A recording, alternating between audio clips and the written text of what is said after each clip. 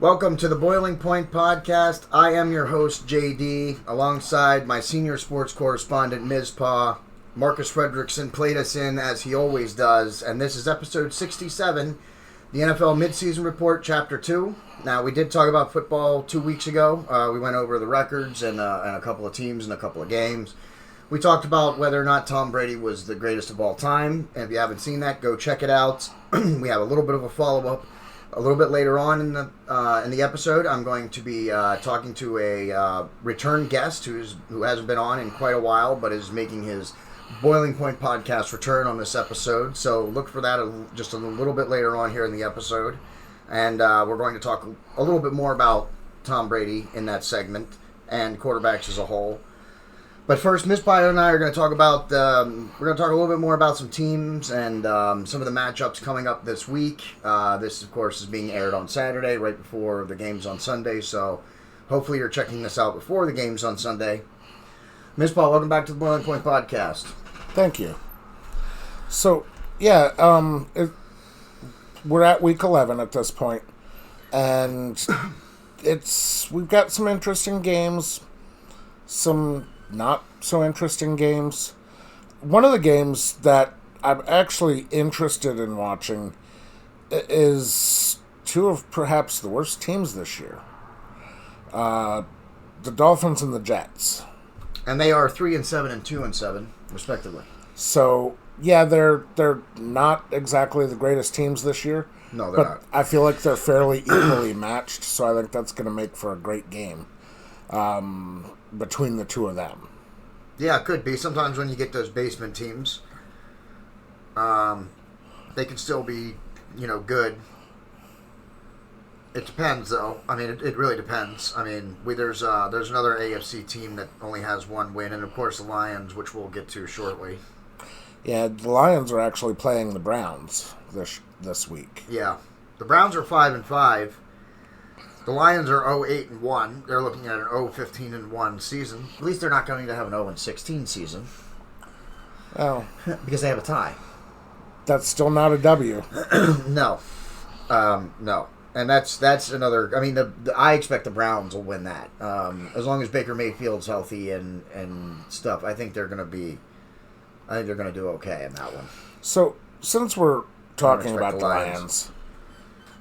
What do you think is the deal with the Lions? Why can they not seem to put together a solid team that performs consistently? They can't win with Stafford or Goff, so I mean they just traded Goff for Stafford to the Rams. The Rams are doing really good this year, or not? Well, 7-3. They're doing decent enough this year, yeah. And they just had Matthew Stafford last year, and the Lions barely won. And the Rams did okay last year with Goff, but now he's with the Lions, and they're not doing anything. So I honestly have no idea what the Lions' problem is. I don't even know how to speculate. Front office is what I would, if I had to take a guess. It got to be within the organization itself somewhere. Yeah, and that's they can't win no matter who they have. Personnel, coaches, it doesn't matter. They can't win. And I would agree that there definitely has to be some sort of office issue there, but have they really had any great talent come through recently? Well, yeah, but that's what we were just saying, though. I mean, the Rams are 7-3 with Stafford last year, and they couldn't win. And the Lions couldn't win last year. I don't know what they ended up. I can't remember what the Lions ended up last year. But the Rams took their quarterback Stafford, and they're now at 7-3. The Rams, who did have a decent season last year, they weren't great, but they weren't like 1-something either. Had Goff. And now he's with the Lions, and they're 0-9-1 or 0-8-1. Why? I mean, so I don't. Is it really personnel? Because they've had personnel and they can't win still. Are you going to go as far as to say Stafford is a great quarterback? No, I don't think Stafford or Goff is a great quarterback, but I do think that they're both good quarterbacks. And the fact that the Lions can't win with either one would indicate to me that it is more systemic problem within the Lions organization than just a player issue. I mean, even at their best a couple years ago when they had Calvin Johnson and Matt Stafford, they still weren't winning any Super Bowls at least. So, like, it's got to be within the organization, I think. It can't just be the players. So that the Lions need to look within themselves for like the organization, yeah, not the players, not the talent you put on the field, but like the front office, who's making these decisions in the office. Whatever decisions they are, I don't know, because I'm not in there. Yeah, owner, manager, general manager, yeah, I don't know, but yeah, the Lions, they cannot pull out anything. And the Lions and the Jets, they really are in markets that are, I don't know how much longer they can continue to do this poorly, and there'll still be a market for their teams within their cities, is what I'm trying to say. Is Detroit, even if they get good at this point, how many people are going to come back to the stadium? And then when the Jets play, their stadium's barely got any people in it at all. So you're talking about some of these teams here who aren't selling tickets or anything because they're not good. Repeatedly, though. Not just everybody has a bad season, but when's the last time the Jets or the Lions were not garbage? Yeah, I don't know. I don't have that stat. Yeah. So the other thing I want to talk about briefly is the Steelers-Chargers game. I'd like to focus a little bit on the Steelers. Their record is not exactly that stellar this year. No, the Steelers, no. They're 5-3-1. So not terrible. For a Steelers organization, that's normally towards the top of the. Also, they're in a very they're in the same division with the Ravens, the Bengals, and the Browns. Yeah. And do you know how many games separate them? All four teams. Do you know how many games separate from first to fourth? Do you know how many difference in games is? Half a game. Okay. That's it. One game or a half a game or a game and a half. I'm sorry, I said half game. My apologies. Not a half game. And I'm sure there's some of you out there wondering, what the hell does he mean a half a game? It means that one of these teams, the Browns are at 5-5. They have 10 games in. The other three teams within that division only have 9 games in. Okay. So that's what we mean. The Browns have not had their bye week yet. The other 3 teams have. So that's how you get a half a game. It works the same as it does in baseball. So a game and a half behind between the Ravens and the Browns. Browns are in last at 5-5. The Ravens in first at 6-3. Okay, right. That's a game and a half that separates first and fourth. If I'm not mistaken, the AFC West is close too. So the AFC West is also pretty close, and I believe there's an NFC division. Nope, really no. The 2 divisions in the AFC there are. Between first and fourth is only like a game and a half, 2 games tops. So there are some very, very tight races, and there's going to be a very tight race for the 7 playoff spots coming up then, too. Okay. But what I'd like to touch on with the Steelers is, I don't know if you've seen any of the gameplay from them this year. I feel like they're a better team than what they show on record. I really do. The Steelers. No, I don't think so. I feel like they're a better team than what they show on record. And I will even go as far as to say I believe their weakness is the quarterback. Roethlisberger? I think Roethlisberger is too old, too hurt, too slow, and needs to retire. Yeah, I don't think Roethlisberger can get it done anymore either. So I would agree with that. The Steelers are a good team. They got a decent. They got a pretty good defense, but not as good as in past years. I mean, their defense is, and the Steel Curtain, is famous for shutting down run games and stuff like that. So, and I mean, the Steelers are very capable of putting together a very solid team. I just don't think they're capable of doing that with Roethlisberger. Over the last couple of years, they've lost some people. I think you're right. I think they missed their window for a rebuilding, and now they haven't done good for a couple of seasons, but now I think they need to do something because Roethlisberger, I don't think is going to take them to another championship game. And so they need to have a rebuilding year. He's at the point where he trips over his own foot and he breaks something. Yeah, well, I mean, he's a big guy. I mean, it takes a lot to bring him down, but yeah, he's not as mobile as he used to be. He's had some injuries over his career, so particularly in the last couple of years, he's been pretty injury prone. Yeah, that's what I'm saying. He's getting up there now, so I think it might be time for him to. I don't know how much longer he'll keep going. And the Steelers are definitely gonna have a rebuilding year. Now the question with the Steelers is, do you get rid of Mike Tomlin? Because Mike Tomlin's a hell of a coach. I mean, he's a fantastic coach. I'm not sure if Tomlin's the issue or if it's just no, but I'm just too much faith in Brady. But Roethlisberger. Yeah. But that's usually when teams go through a rebuilding phase. Sometimes new coaches are also brought in as well. So that's what do you rebuild with Tomlin or do you keep him? If you're the owner of the Steelers, do you keep Mike Tomlin as the head coach and rebuild with him, or do you get rid of him and start all over again? I would give him a chance at redemption, is what I would do. Yeah, I think so too. I would say he gets 2 years. Mike Tomlin's a good turn coach. It around, and if he doesn't do it within 2 years, then it's time to get a new coach. Mike Tomlin is a good coach, and I believe in keeping coaches. There are times where it's time to get rid of a coach. Sure, there are times for that. The Cowboys, when they had Jason Garrett, perfect example. They should have let him be the interim coach for that year, and then got a new head coach the next year. And they didn't. But I think that you find an interim head coach, let him finish out the year. He did fine taking over the job. And then his first year when he was the actual head coach, the Cowboys did not do very good. No. So, in fact, Jason Garrett is with the Giants now.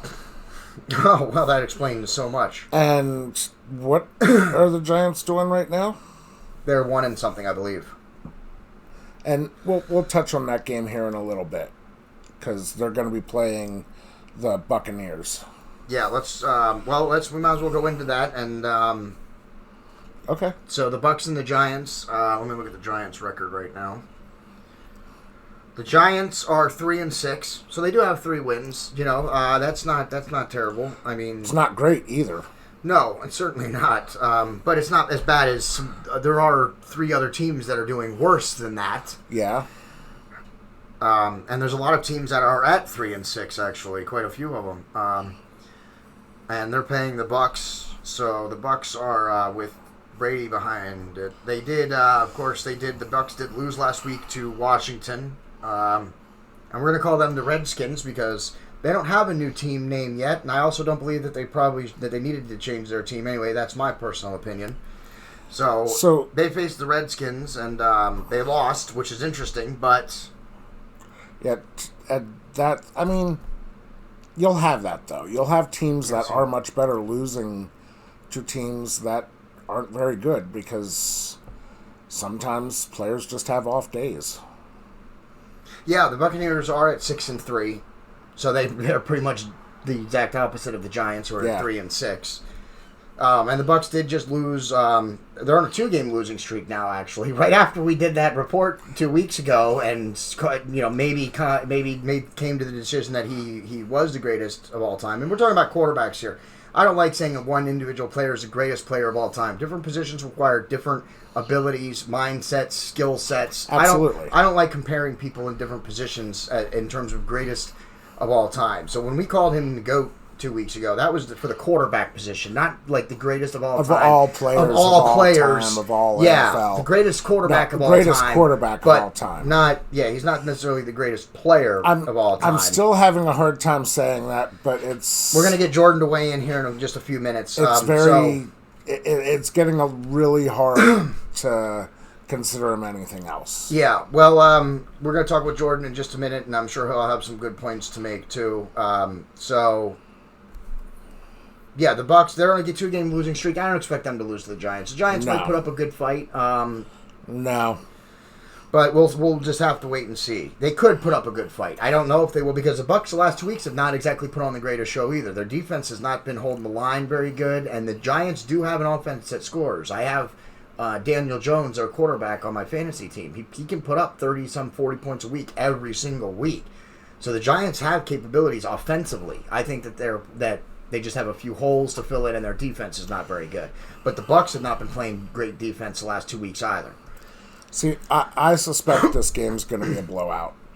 I think the Bucs are going to just trample over the Giants. 2 losses in a row was it, and now the Bucs are going to be like, all right, that's it. I think 2 losses are going to be enough for them to pull themselves together, straighten up their act, and steamroll the Giants. Well, we will find out, but we're going to take a very brief intermission. And when I say intermission, it's going to be like 5 seconds for you guys. And we're going to, when we come back, we're going to have our special guest, returning guest, Jordan Michael Colson, JMC. So hang on for just a second, and you guys can watch my talk with him. Okay, we are now joined by JMC, Jordan Michael Colson. He was the special guest making his very triumphant return to the Boiling Point podcast after a long absence. JMC, which is what I like to call him because it's short, he is the marketing director for 2 Gold's Gyms. He is the marketing director for some golf courses, and he works with Advanced Supplements. Yes, sir. And you can look them up you can look all of that stuff up online. They all have social media presences, so check that out. And of course, one of the most fun things and important things that I like about introducing JMC was the fact that in addition to everything else that he does, he was also the body double for Captain America in The Winter Soldier. And I think that's one of the coolest things. So that's why I always make sure that I say that when he's on. So Jordan, welcome back to the Boiling Point podcast after a long absence. It's great to have you here. Thank you for adequately stroking my ego. It makes me feel good about myself. I've used that Captain America thing to get into so many places and a whole bunch of other junk. So yeah, don't worry. I still use that. Pull it out of the quiver when I need to. Yeah, absolutely. I mean, it's cool. That's cool, dude. That's one of the coolest things, I think, to be a body double for Captain America and the Winter Soldiers. That's awesome. Now we are. Go ahead. I just wanted to say that I'm super excited for the new Spider-Man movie too, but that's all Marvel movies. I didn't love Eternals. I liked it, but I didn't watch. I didn't get to watch the Eternals yet. To me, it looks very good. I do want to see it. The new Spider-Man looks good, but I'm a little behind on my Marvel. And I definitely want to get you on though to talk about Marvel again though. So let's try and put that episode together after Thanksgiving, maybe before Christmas. Let's get a Marvel episode in because it's been a while since I've had someone on that wants to discuss the Marvel universe, and because there's lots of things happening now that we're into the next phase of the project. I got a lot of random theories that will never pan out too, so it'll be perfect. I'd love to come on. Excellent. All right, so let's look for that in December then. Jordan, we are going to talk about 2 weeks ago. We did a football episode. We talked about the league, but then we also talked about Tom Brady and whether or not he was the GOAT.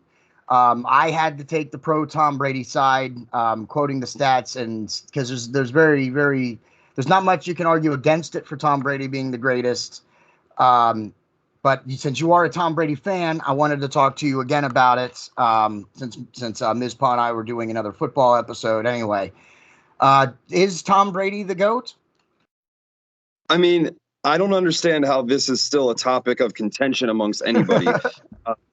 10 Super Bowl appearances, 7 wins. You go to your first team. You go to your first NFC team in a COVID year with no preseason. You acclimate yourself. There's some rocky roads. You turn Antonio Brown's life around.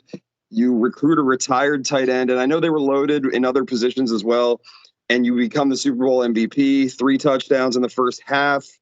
I don't understand how. And you go on the road and win 3 consecutive playoff games against some of the greatest quarterbacks of all time, and Taylor Heineke, who got his revenge. I don't see how he's not. And now that he has the yardage records along with that, I know he's played a lot longer than any human being in history. He's got the touchdowns. He's still the number 1 QBR rated quarterback in the league as of right now, to this day at 44 years old. I don't see how you argue against it. He turned players who were drafted in the 6th and 7th round, like he was, into superstars. I'm talking about Wes Welker, Julian Edelman, and he's done the most, in my opinion, with what God gave him. Is he the best athlete? No. Does he have the strongest arm? No. Is he the most intellectual, cerebral player in the history of the game? And does he know how to manage a game to a point where maybe this isn't my biggest stat game? I'm going to hand the ball off. We're going to play conservative, and then I'm going to pull the trigger when I need to. In my opinion, yes. So he's the most effective and accomplished of all time, making him the GOAT. The only stat that Tom Brady doesn't have, but he's likely to have before the end of the year is over, I believe is the all-time career pass completion leader. I believe he's still about 100 or so, or a little less than 100 behind Drew Brees, I believe. So he doesn't have that one yet, the all-time career pass completion leader, but he's likely to have that by the end of this season. And he's petty enough. Trust me, John. He knows he doesn't have that, and he'll dink and dunk his way to that record until he gets it too. Yeah. So there are, as for in terms of stats, there's very little to argue against him. Now, my thing, Drew Brees is also a very good quarterback. Peyton Manning, I would have to put, even we can argue about 1, 2, and 3 here a little bit, but I would have to say that those three are probably the best quarterbacks in NFL history. Those three quarterbacks.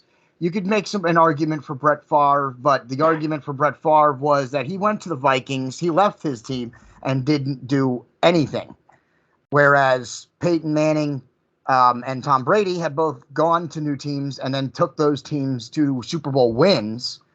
Now, Drew Brees didn't, but he played his entire career with one team, the Saints, so which is impressive in and of itself. So I would still make some arguments for Peyton Manning. In terms of stats, there's really nothing you can say because Tom Brady holds, all the records at this point, save for 1 or 2 that he'll probably end up having for the end of the year. But Peyton Manning, I've always liked the way he ran the offense. I think in terms of a 2-minute drill, or even a 5-minute drill or something, Peyton Manning, I think, is who commands the end of games. I think better. Tom Brady's a great general from start to finish in an overall sense, but I think when it comes down to crunch time, I think Peyton Manning can do some stuff that not many other quarterbacks are capable of doing in the crunch time. I can't disagree with that. Peyton Manning's the most impressive player I've ever seen play as far as passing the eye test. Aaron Rodgers, I put him up there too. I don't like Aaron Rodgers personally. And this was before the COVID thing. I never was a big fan of him for whatever reason. But I'll hit you with a fun fact. Brett Favre was in field goal range and threw a horrible interception across his body to the Saints in the year that Drew Brees won his only Super Bowl. And had it not been for that, he would have probably gone to a Super Bowl. Now, they had the greatest player that season, who was Adrian Peterson. And I think they had Jared Allen on defense, who was phenomenal. Yeah. So my question to you in setting that up, Tom Brady had Gronk, legendary tight end, arguably the best, my opinion, the best. It's not even close. Travis Kelce's knocking on that door. We know what he did. He had Randy Moss for 2 years, and he broke every record imaginable with Randy Moss. But other than that, receiver-wise, I would argue that Peyton Manning had Marvin Harrison, Reggie Wayne, Dallas Clark, Edgerrin James, Hall of Fame caliber players that Tom Brady didn't have the majority of his career. But he also knew who to get the ball to when it mattered most. And at the end of the day, ultimately, the quarterback's responsibility is to lead those guys. So Peyton Manning was the scariest player I ever watched in my life. And I was terrified when they were playing the Patriots back then every single time, because I just like everything we just did is for nothing because Peyton's coming back down the way that most people feel about Brady now. So yeah. I would say Peyton's a better player. There's no question. He's a better athlete. But what makes Brady the greatest, and I think it's just the will, like the willpower, like I will not lose. I will do whatever it takes, even if it means spying on other teams' defenses. Well, hey, yeah, I mean, sure, you could make an argument for that too. He is willing to win, at any cost, which I personally respect. You got to win at all costs. If you're not in there to win, then get out.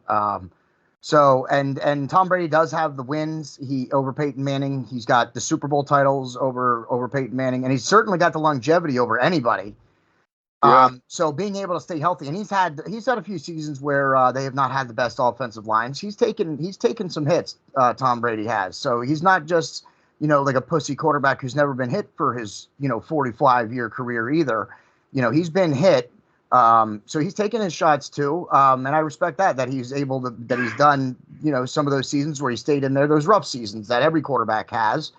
Patrick Mahomes is having one of those seasons right now.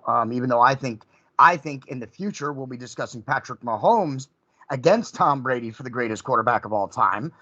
But he's struggling this year, as every quarterback does. Every quarterback in their career has had at least one season, probably more than that, where they've had some struggles. About what you were saying about Peyton Manning and having Marvin Harrison and who's the other one you said? I can't remember. Reggie Wayne, Dallas Clark was his tight end. Yeah, and Dallas Clark, of course. And Dallas Clark is tight end. It seems like some of the greatest quarterbacks, no matter who we talk about, whether it's Drew Brees or Peyton Manning or Tom Brady, they always have a tight end through most of their career, too. It seems like Dallas Clark was with Peyton Manning, and, of course, Tom Brady and Gronk have been together forever, so they always seem to have a good tight end. A quarterback's got a good tight end, and he can make more things happen. But Marvin Harrison and Peyton Manning also hold the record for the most quarterback to receiver catches and touchdowns, I believe. Yep. Which is not, Jerry Rice and Steve Young held the record before that. So that's, they're good company. Damn right. I honestly, I put Montana in the top 10. I even put Steve Young in the top 10. I think he's one of the most athletically gifted, yet still an accurate passer. Like, even before Michael Vick and Lamar Jackson came around, that were like more mobile than Steve Young, more faster.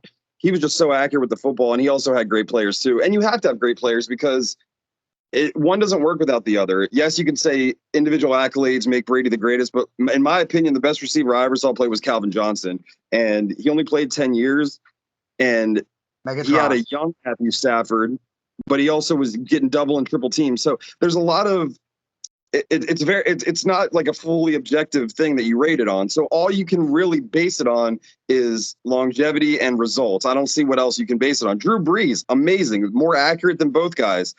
Had the most passing yards ever up until this year, and because Brady played longer. Yep. But he played with some great guys. Marcus Colson, a Harrisburg boy. Jeremy Shockey in his prime. Jimmy Graham in his prime. Were excellent tight ends. And there's a litany of other guys. And Reggie Bush, a young Reggie Bush, who was catching balls out of the backfield. And Pierre Thomas, if you remember him, who was a fantasy stud for like 3 seasons. So everybody had, and then you could also make the argument Brady had championship caliber defenses. Now the Eagles beat them when Tom Brady broke the record for yards in a Super Bowl. So in my opinion, that one's more on the D, but the Rams Super Bowl, the first Eagles Super Bowl that they won, the defense basically won those games for them. Brady was a game manager, and Brady also has arguably the greatest coach of all time. So it's never just one person. That's something I want to, for another future episode. We'll have to get you back on because I've been looking up some stuff, putting together an episode talking about the head coach for the Patriots, who Bill Belichick, and how there's some players, ex-players, who are coming out saying that they didn't really like playing for him. So while you could make the argument about him being the best coach or whatever in terms of stats with wins and stuff like that, you might be able to make that argument, but I might be able to make the argument once I do all the research needed that maybe Bill Belichick was not that great of a head coach. Players don't like playing for him. And that's why I think Tom Brady, that's what's given Tom Brady new life. That would go to my theory that the change in team Tom Brady's having fun playing football again for the Buccaneers. And when you're having fun, things come easier and more naturally to you anyway. And when you're a player like Brady, if you can be relaxed and you're having fun, then that just makes it, all the more. If he can stay healthy, he might keep going for a couple of more years yet. And that's when I think that's my argument would be my argument against Belichick being the greatest coach, because I don't think players like playing for him. I think he's too. I agree 100%. I think it seems like from what I'm gathering, it seems like he's too I don't want to use the word Nazi-ish, but stick to the plan, like the game plan, like everything has its own set. Like there's no wiggle room. There's no room to play the game of football. You know what I mean? It's follow the exact game plan, exactly what I want you to do. And that's it. And I don't think players like that. Football is a fun game. It should be fun. So, and that to me, I think has been what I've noticed about Tom Brady. He was looking stiff in New England those last couple of years. And I thought for sure he was going to be done because he just didn't look, after the games when they would talk to him, he would say the same old, nonsense. It didn't look like he had any energy. He didn't really care. He wanted to win, of course. I'm not saying he didn't care about winning and wanting to play football, but it just seemed like after the game, like he wasn't having fun. And now that he's with the Bucs, he seems to be having fun. He's smiling every time they interview him. He's got a huge smile on his face. And I'm sorry, but even with the Patriots, when you're winning and you can't put a smile on your face, then that might be something else. Might be something else at play there. Because that's what I thought. Just because he just was never smiling when he was after the interview, getting interviewed by the press and stuff. Just wasn't seeming to be there anymore. And I thought for sure he was done. And then now he's with the Bucs and he's turned it back on. He's having fun. And yeah, longevity. When he threw a pick. Oh, he threw that pick 6 to the Titans to end the season. And you're like, I posted on Instagram immediately. I was like, thank you for the memories. I know this is probably the last game I ever watched him play. Now, he doesn't know I'm alive. Antonio Brown actually reads all my stories, believe it or not. But Tom Brady does not. That's crazy. Yeah, I don't know why. I tagged him in a bunch in a row, and my girlfriend's child didn't believe me that he lost his mind for a year and had a golden mustache, but I showed him and I tagged AB in it, and he watches all my stories now, oddly enough. Beside the point, crazy. But I think you hit the nail on the head, because if you let's just say you did this podcast and all of a sudden the Boiling Point becomes more popular than the Joe Rogan podcast. For a few weeks, you're going to be like, oh my God, I'm feeling myself. This is fantastic. But let's say you continue high numbers, but now you hate doing it. It's not fun. It's a pain in the ass. It's a toiling, exhaustive process. You're not going to maintain that energy for that long. And eventually the results just won't be there. So when you win a few Super Bowls, you're on a high, you feel great. But when you're like, dude, we just accomplished something that nobody else can do, and we're the champions of the world, and it's just like, not saying you live in that and you rest on your laurels, but it should be celebrated and appreciated, because at the end of the day, it's entertainment. Sports are entertainment. They're getting paid to do a job, yes, but it's to entertain you and I, so we can talk about it and criticize it, and other people can watch it from all over the world and get inspired by these guys. It's just like a movie. That's why I love professional wrestling so much. It's a story. There's storylines woven in. Without the Brady storyline, the casual football fan's not watching to discuss X's and O's. They want to see, can the old man pull it off? Okay, so. Look how happy he is now. He's taking shots of avocado tequila on the boat, throwing the trophy across the water. Like, Belichick wouldn't even go to that celebration. And if you remember a few years back, I think it was when they beat either the Rams or the Super Bowl before that, when they won, and Belichick's at the parade chanting "No days off," and the crowd's like, "Oh my God, like, give it a rest, dude. You just came back from 28-3 in the end of the third quarter and beat the Falcons. Like, enjoy the moment, please." And I think Belichick has his place and he's incredible, but I think players much rather would be enjoying the environment they're in than feel like they're not slaves. I don't want to hear that bullshit. And I couldn't even watch the Colin Kaepernick documentary where he equated an NFL player to a slave, because that's bullshit. I'm not calling it that. Yeah, that's ridiculous. But yeah, I mean, I'm sure they feel like it doesn't have to be this way. We can still work our asses off and still enjoy it. So I think you're spot on with that. Well, thank you for your inputs. Tom Brady is the GOAT. We've heard it from a fan now, and from myself, someone who is not even a Tom Brady fan, but I love football, so I can look at players, even whether or not on my team, players and teams, even if they're not my team, and know whether they're good or not, because I love the game of football. It has nothing to do with just the Eagles. I love the game of football. So I think favorite quarterback. Who's my favorite quarterback? My favorite quarterback of all, I would probably pick a Joe Montana. A Joe Montana or a Randall Cunningham would probably be my top two. Randall Cunningham, that's the original real mobile quarterback. And I hate saying that, because people, when they hear me say that, think like, oh, you're just talking about black guys. But I talked about Steve Young earlier. Randall Cunningham was ahead of his time and was unbelievable. And Joe Montana is the one who inspired Tom Brady to grow up, and want to play that position so well. So, it's like you said, it's much more of a pass happy league now. It's geared towards offense and fantasy football and betting, and they want high scores. So it's a different game. But all you can judge them on is how they competed against their peers, and that's why, people will say like, oh, Walter Payton's the best running back, but I mean, if Derrick Henry was in that league at his size, oh my God. Megatron, in my opinion, the best receiver I ever saw, just because of his size, and no one should be able to move like that at that size. So all we can judge on is who we've seen play. We're old enough to kind of be in between the Montana and Brady generation. So we've gotten to see like a full spectrum of football really becoming mainstream, and we've really got a cool microcosm of players to look at. Joe Montana was always the best growing up until I knew who Peyton, Drew, Tom, this new class. And I got to be honest, I think Patrick Mahomes is awesome. I think Lamar's awesome. Jalen Hurts, I think, needs to work on his accuracy. I'm not convinced on Jalen Hurts. I'm not either, but I think that there are some. Prescott. I mean, I think I wasn't convinced on him until he got injured last year. And now that I've seen him come back this year, and I also got to watch, because the Cowboys got the honor of having the HBO series that I'm totally drawing a blank on now. Yeah. Hard Knocks, the Hard Knocks series. They did it on the Cowboys, and seeing him in training camp and stuff. I think Dak Prescott is going to be a great quarterback. So yeah, we have some great quarterbacks. I mean, we came on. Well, I started watching. I got to see the end of Joe Montana's career, but Joe Montana was really the best. You know what I mean? Joe Montana, Randall Cunningham, maybe one or two others were like the main quarterbacks, but it was much more of a running game back then, running league back then than it is now. Absolutely. And don't sleep on your boy Justin Herbert either, now that you acquired him from me. Yeah. Fantasy football. Yep. He's like a run. He's a straight up pocket passer. Like he reminds me of Joe Montana. He's tall. He doesn't run a lot, but he doesn't need to. He's accurate and he can chuck it, man.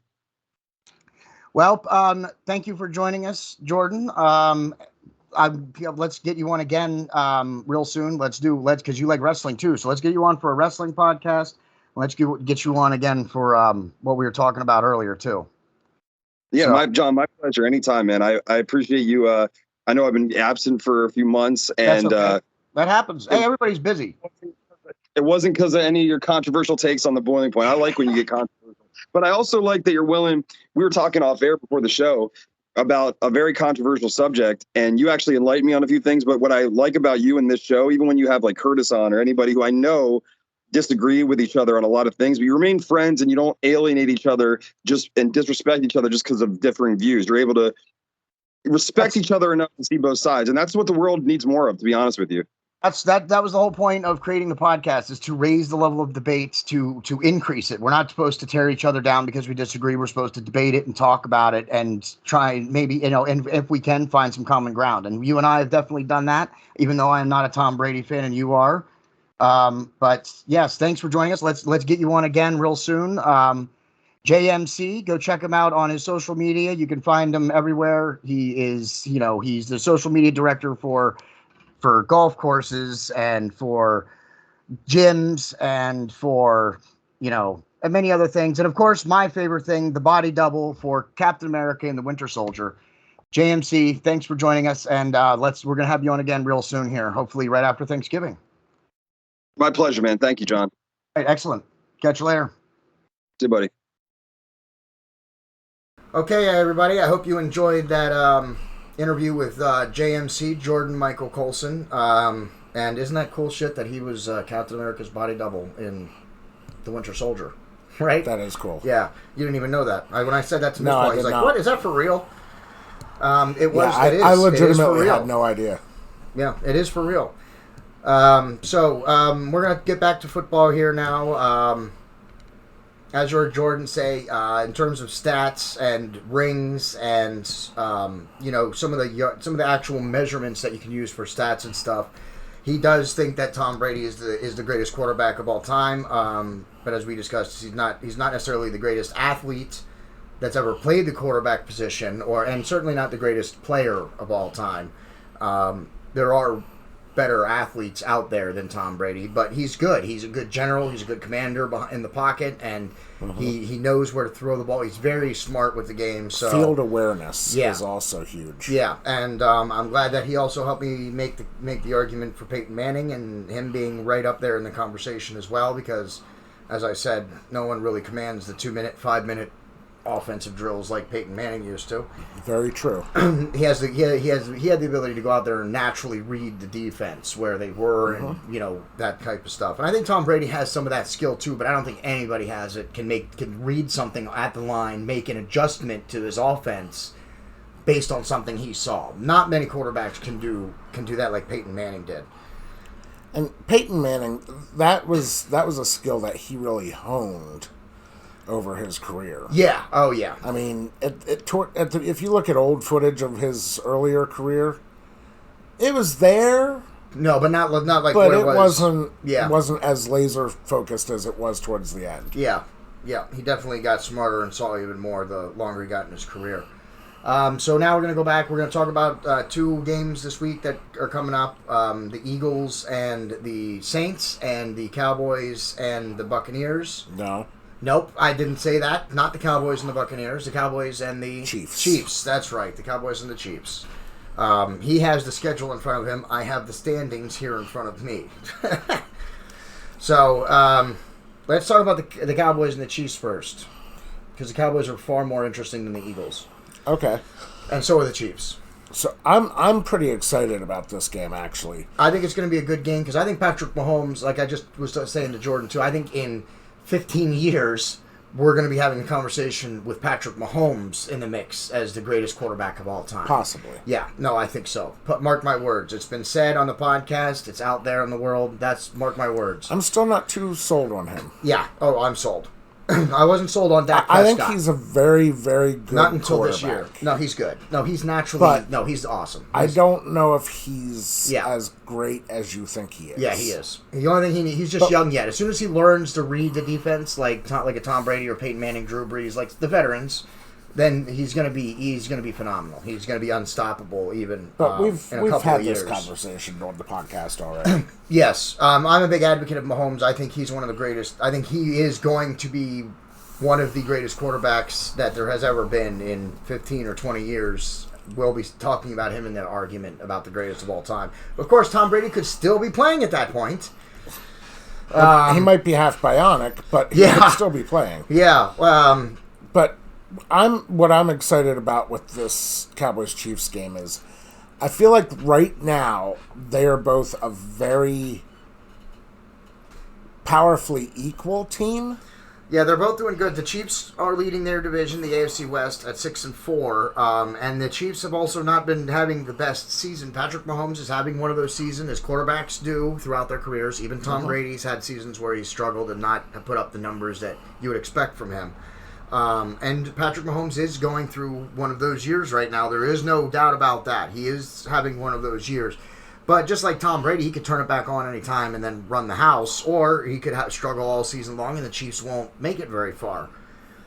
And the Cowboys, they're also leading the division. So this is between two division leaders here. This game has big ramifications, more so for the Chiefs than the Cowboys, because the Eagles are closer to the the Chiefs.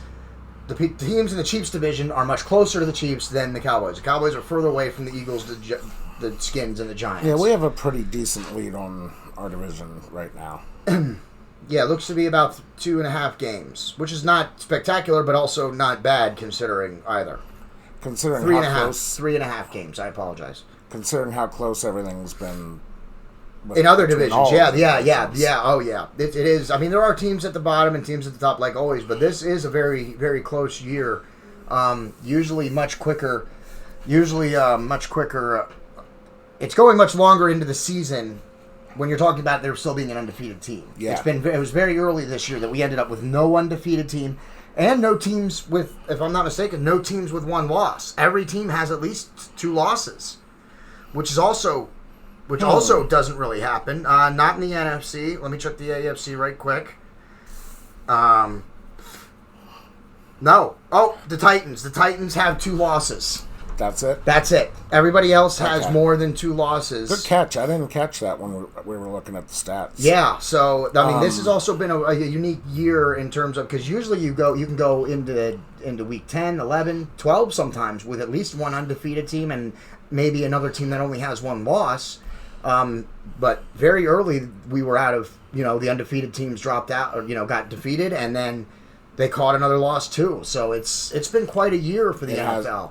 So my thoughts on this game are that it's gonna come down to which defense plays better.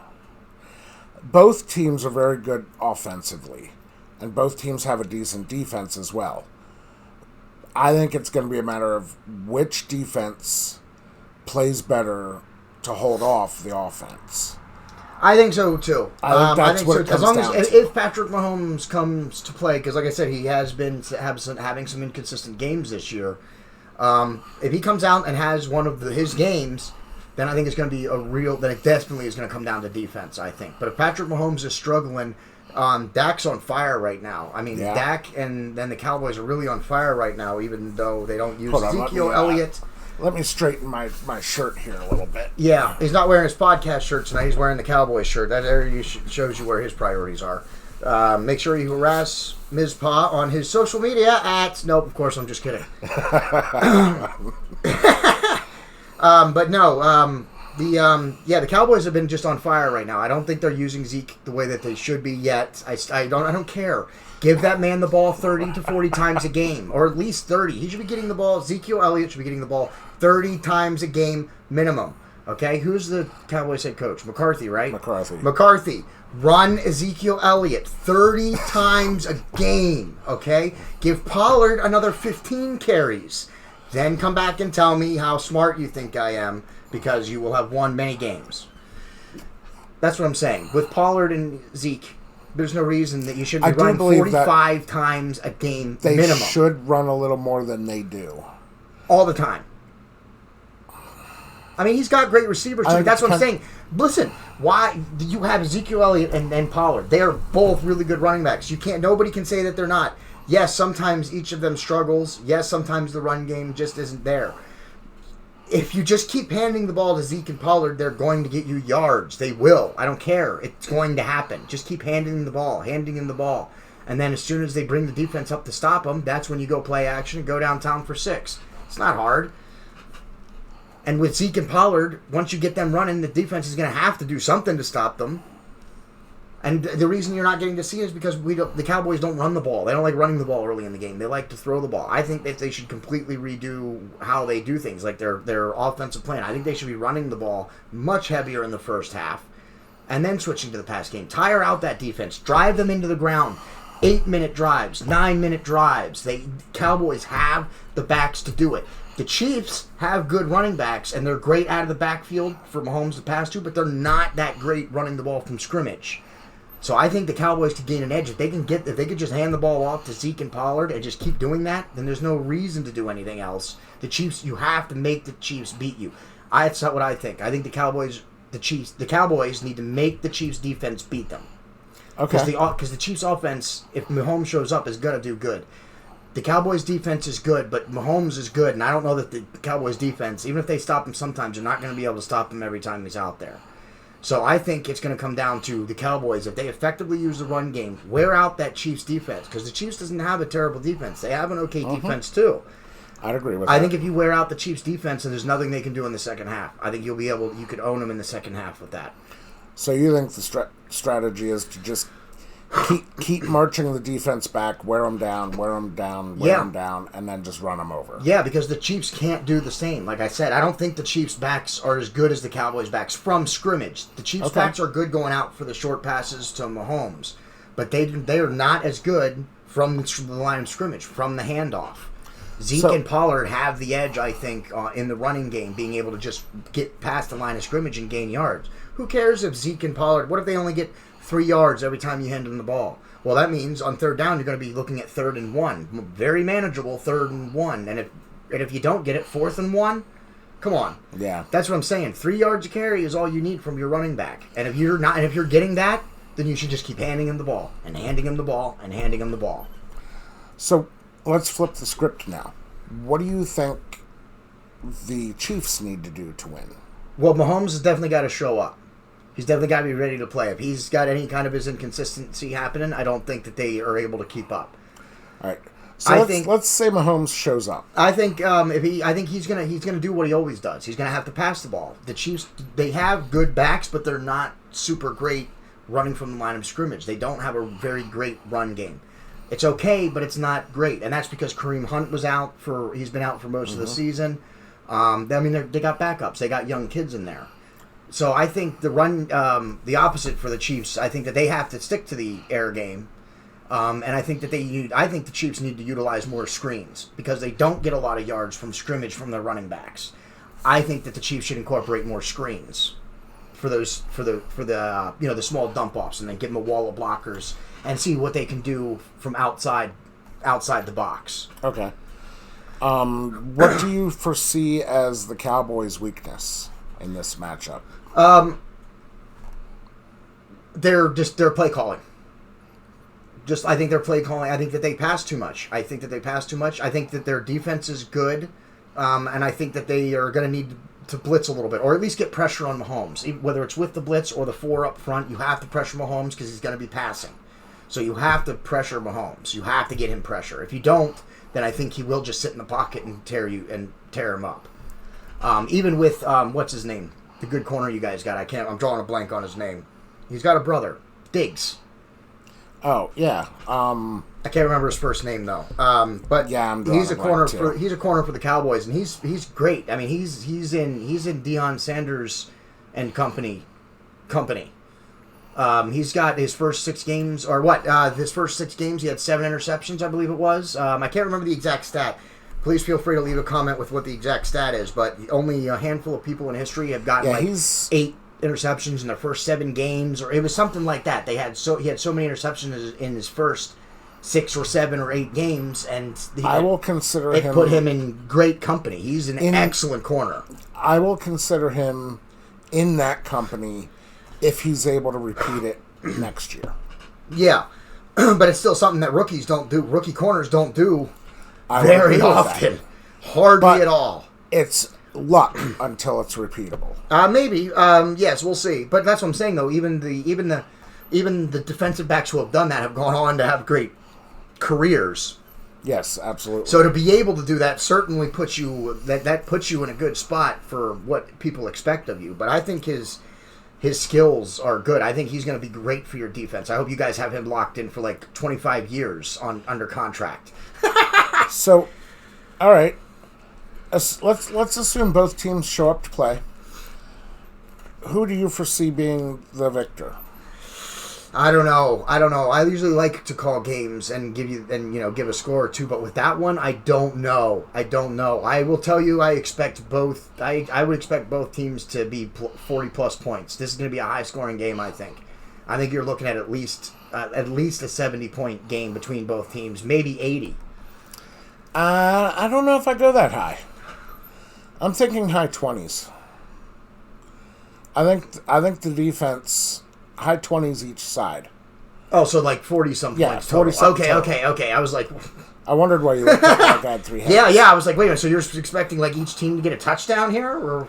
No, I think high 20s for each side, and my reason on that is I think the defenses stuff them on the run game, both sides. Yeah, I think you're looking at... And I think it holds up the score. I don't think the score gets as high as what everyone expects. Yeah, I think you're looking at least 4 touchdowns from each team, if not 6.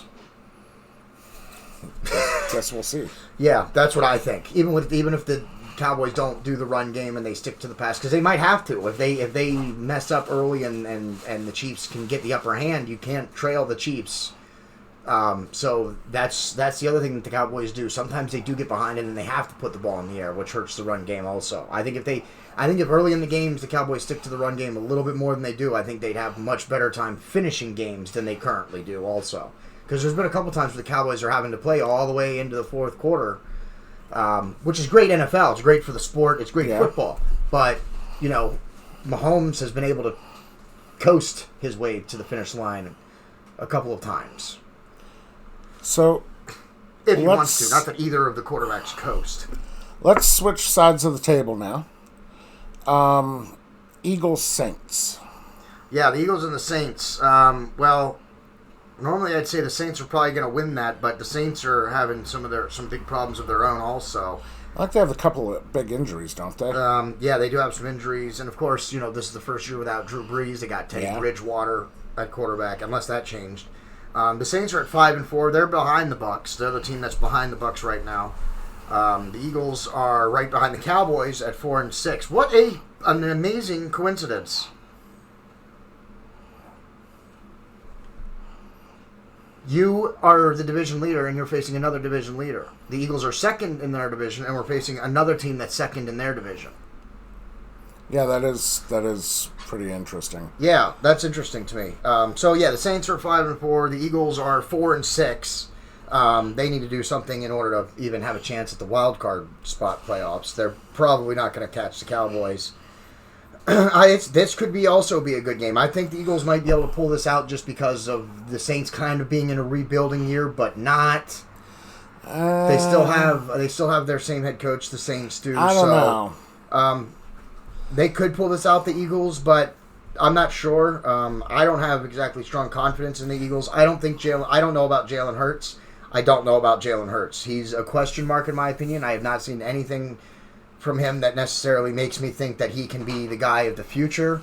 But he also hasn't done so bad that I don't think he's capable either. So, from what I've seen in just a little bit of Eagles football that I've watched this season, there's something missing.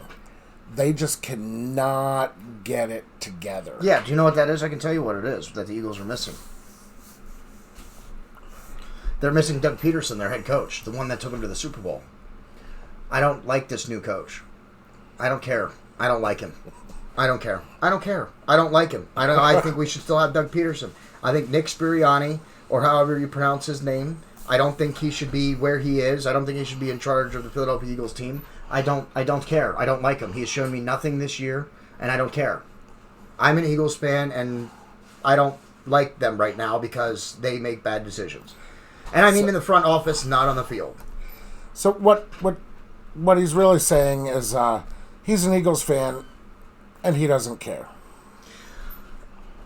Right now, because I don't like what they did. I don't like what they did. I'm not impressed with Jalen Hurts. They've made a lot of bad. We still got rid of decisions Carson Wentz every year since we won the Super Bowl. Doug Peterson came back for 1 year. He didn't have a stellar season after we won the Super Bowl, but he didn't have a so bad one either that you should have fired him. You know what I mean? He just won the Super Bowl. He just got you your first franchise title.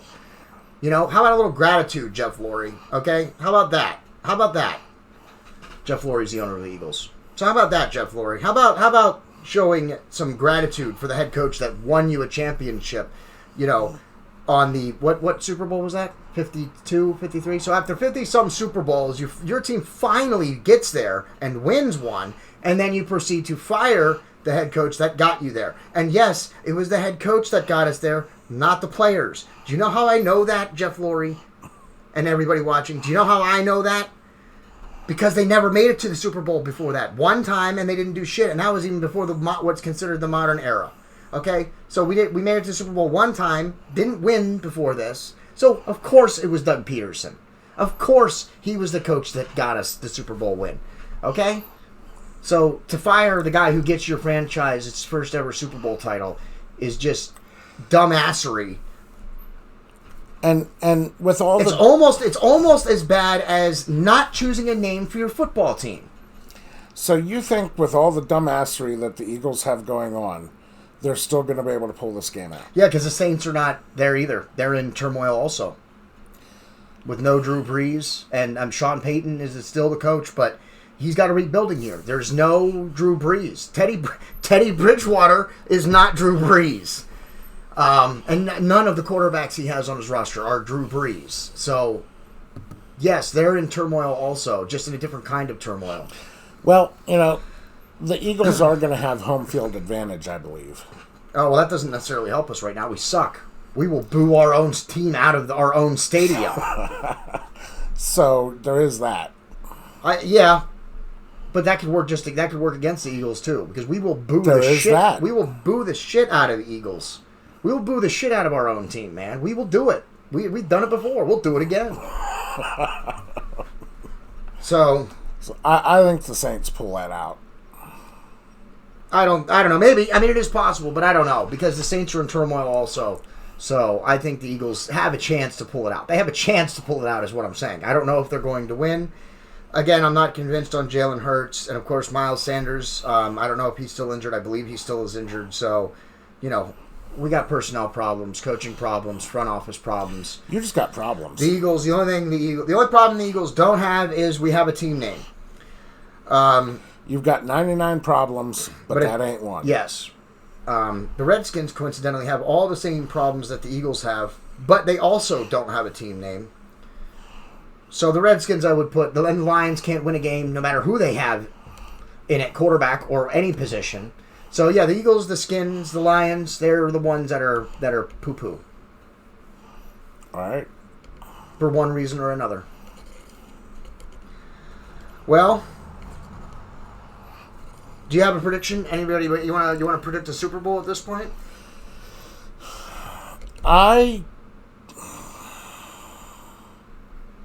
How about some championship games? How about the conference championship games? I think it's going to be the Bucks and the Cowboys in the NFC Championship game. I'd agree with that. And I'm going to go out and say that the Cowboys keep the Bucks out of the Super Bowl. Yeah, they're not going to do that. I would also say on the AFC side, I think it'll be. I think it's going to be the Bills and the Titans. I don't know if Mahomes turns it back on this season, then he could certainly be there. So Chiefs, Bills, or Titans. It's going to be a combination of those three teams on the AFC side. That's what I think. I don't know if I see the Bills making it. The Bills are killing it. They are. No, they're really killing it. Yeah, they are, but I think they lose some steam. Only the Patriots have more points than them on the in the AFC conference. So the Bills have it turned on. Josh Allen. Okay, Josh Allen's good. And he's starting to become a really good veteran, Josh Allen, for the Bills. So, and if they keep him, the Bills are going to be up front, I think, for many more years to come. Josh Allen is in that like Patrick Mahomes, Josh Allen, Lamar Jackson with Baltimore. These are the next quarterbacks that are going to be the greats, I think. And we'll be talking about whether or not they are the greatest in 15 years. See, I think the championship game comes down to experience. Well, the Chiefs have been there too, though. That's what I'm saying. And the Ravens, Lamar Jackson. I mean, there's some stuff here. There's some things can happen. The AFC side's wide open, I think. The NFC side, I do believe it'll come down to the Cowboys and the Bucks. But on the AFC side, I think it's a little bit more open. I mean, on the Cardinals on the NFC side too, but nah. I guess that would be my third pick. I think it'll be the Bucks, the Cardinals, and the Cowboys. It's going to be a combination of those three teams, just like on the AFC sides, it'll be a combination of the other three teams. Yeah, you only had to wait a decade for your team to get better. So, of course, the Eagles, now that we've won a Super Bowl, if history is any guide, will now have to wait 115 years for us to win another championship. How'd that taste in your mouth? The Super Bowl was great, and then when we got rid of Doug Peterson and dismantled our championship team, then I said, that's when I knew that it was the front office problem. As soon as we got rid of our championship team and Doug Peterson, and that's it, and then that's what happens. So should I buy you a Cowboys jersey soon? No, not ever. Do you understand that? Not ever. That's where we're going to wrap up this episode 67, talking about the NFL here with senior sports correspondent Mizpah. We are probably not going to do another football episode now until the season's just about over, just before we head into the playoffs. We're going to do another episode then, and then potentially another Super Bowl episode like we did last year.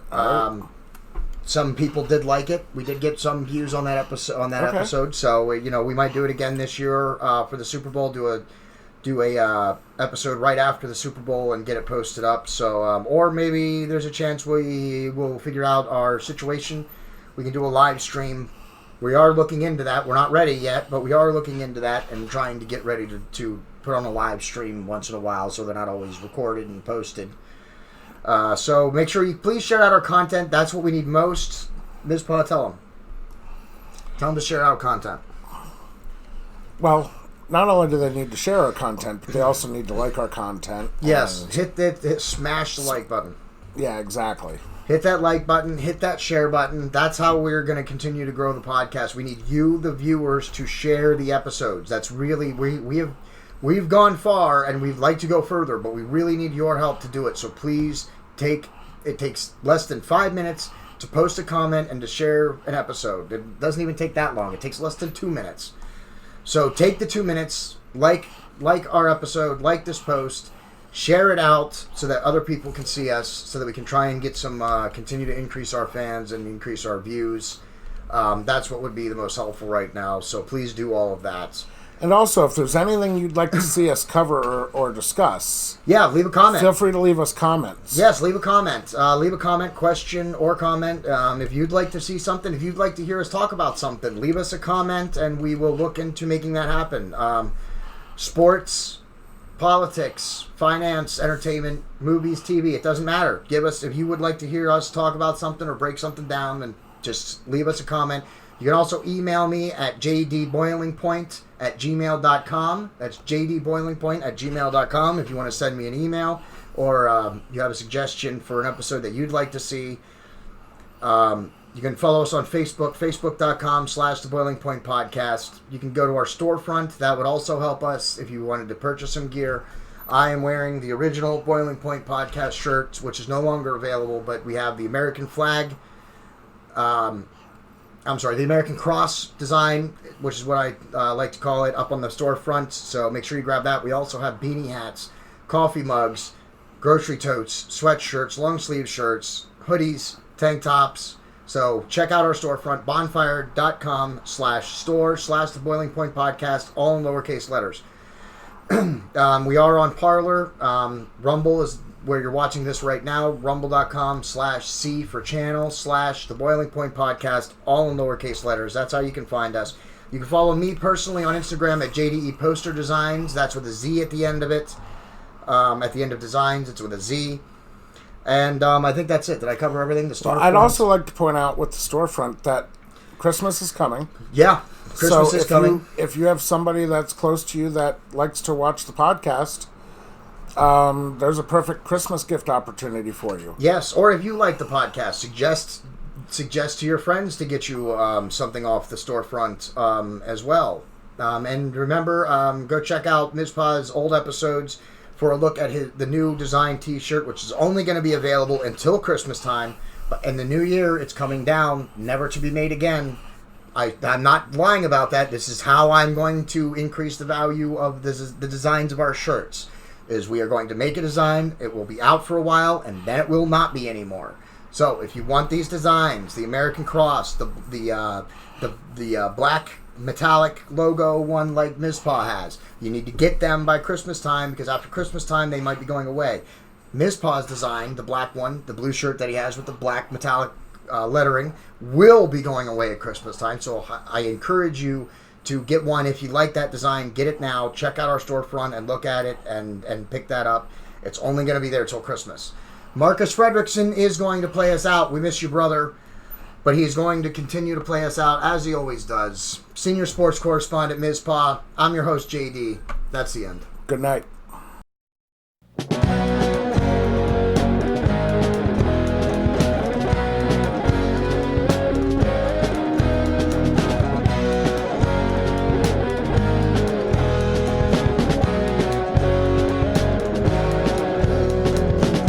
I'm not around. Have you found?